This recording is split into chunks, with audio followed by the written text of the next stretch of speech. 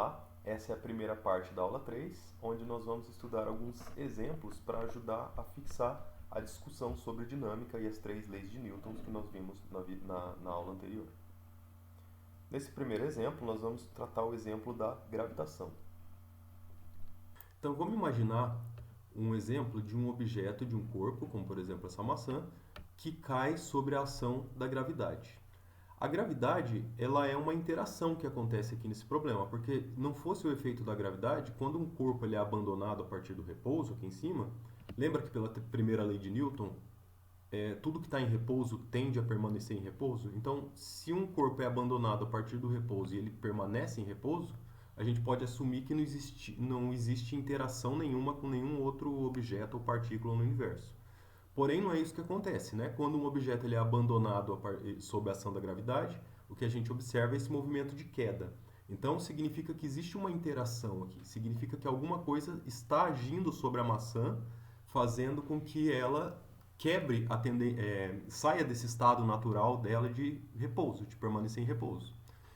Essa interação é a interação da gravidade, é a interação que existe entre o objeto que está sendo solto, no caso a maçã, com o planeta. Então, o planeta tem a capacidade de atrair para o centro dele todos os objetos que possuem massa que estão aqui próximos da superfície.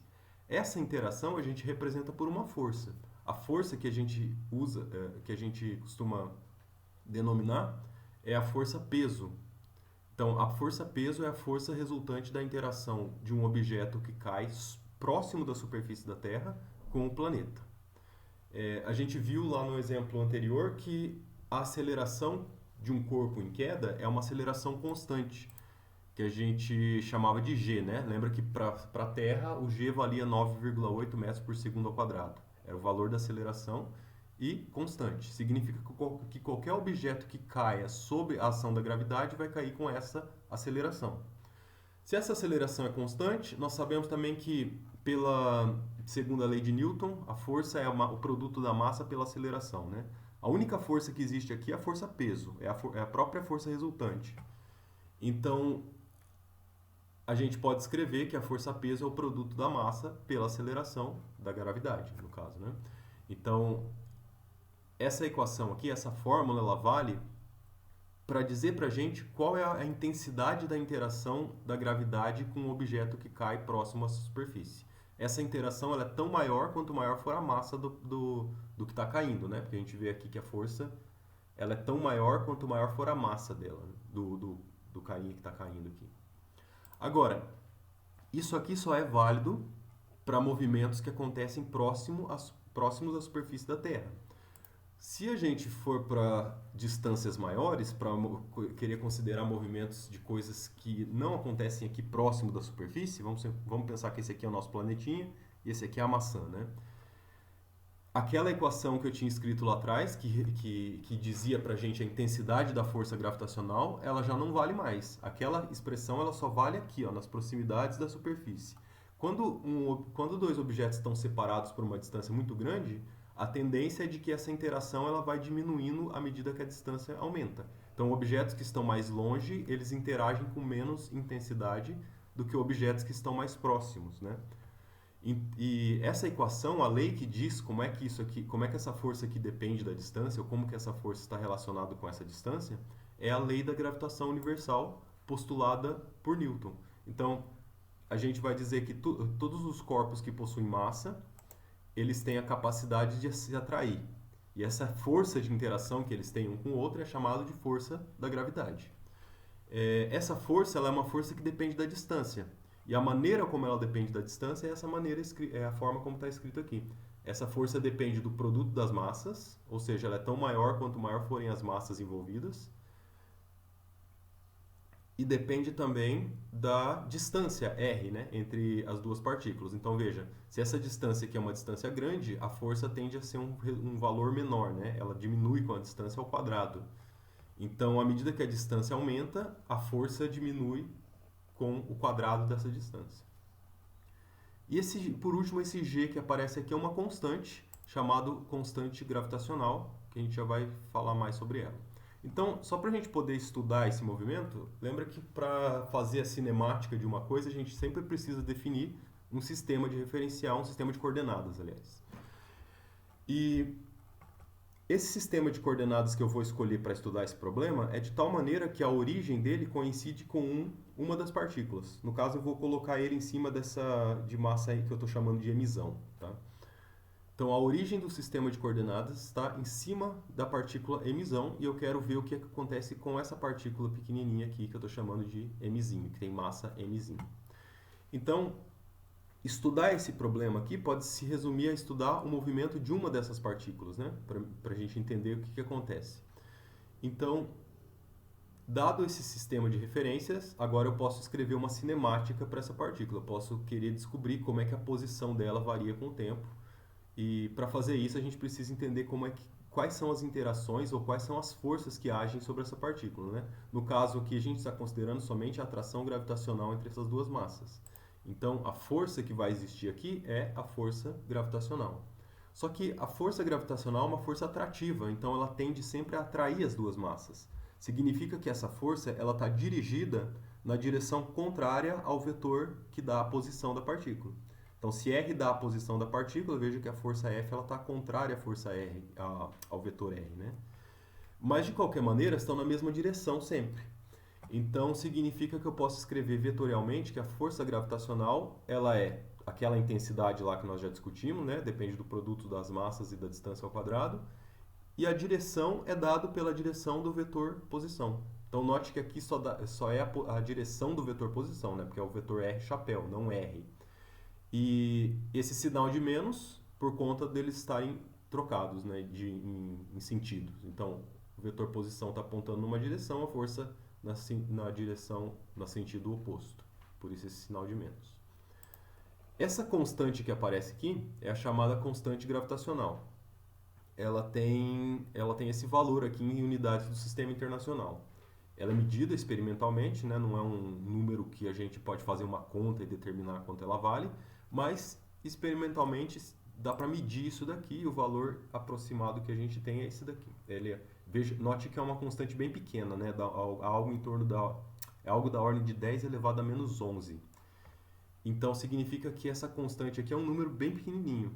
A força gravitacional, ela tende, em geral, a ser pequena, porque justamente pelo fato dessa constante ser bem pequena, né? Algo de 10 da ordem de 10 a menos 11. Então, para que a força gravitacional ela seja expressiva, é necessário que as massas envolvidas aqui tenham algumas ordens de grandeza, pelo menos, para dar conta desse valor pequenininho, né? Então, significa que para massas usuais do nosso dia a dia, tipo 2 kg, 10, 20, a força gravitacional entre dois objetos ela não é expressiva, ela é, em geral, muito pequena comparado com qualquer outra força que possa agir ali. Por isso que a gente não observa esse efeito de atração gravitacional entre dois objetos ordinários do nosso dia a dia, porque, em geral, esses objetos têm massa muito pequena.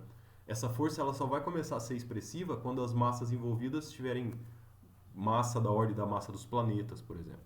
Por isso que se pensa tanto força gravitacional associada ao movimento celeste, né, ao movimento dos planetas.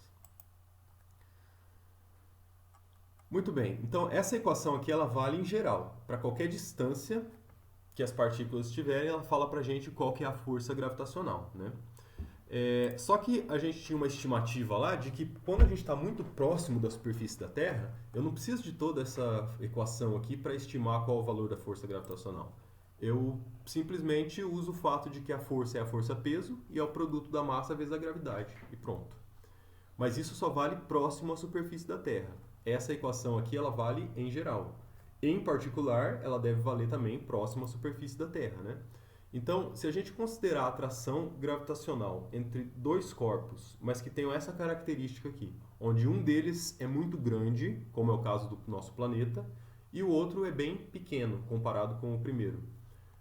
Como, por exemplo, o planeta Terra e uma maçã. Se esse objeto está muito próximo da superfície do planeta, note que a distância entre o centro dessas duas coisas é praticamente igual o raio do de maior tamanho. Então, por exemplo, seja lá qual for essa altura aqui em relação à superfície da Terra, quando somada com o raio da Terra, não vai ser uma diferença muito grande. Então, essa distância aqui ela é aproximadamente igual ao raio do planeta. Então, esse é o limite que a gente toma para estudar o efeito próximo à superfície da Terra.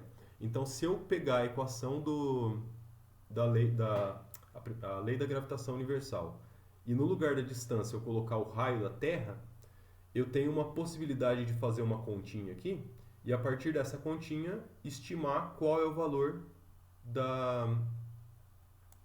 Opa, desculpa. Qual é o valor da aceleração da gravidade g que nós conhecemos, comparado com a constante de gravitação universal, porque afinal de contas a origem dessas duas coisas é a mesma, né? A gravidade na superfície da Terra e a gravitação universal é o mesmo fenômeno. Então, de alguma maneira, a aceleração da gravidade próxima à superfície da Terra tem que estar relacionado com a constante de gravitação universal. Fazendo essa continha aqui, ó, note que a massa da partícula que está caindo, da maçã, ela não interfere na conta, porque ela aparece da mesma maneira dos dois lados da equação, né? De um lado tem a força-peso, do outro lado tem a força gravitacional. Mas a massa aparece na força-peso e aparece também na força gravitacional, a massa pequenininha.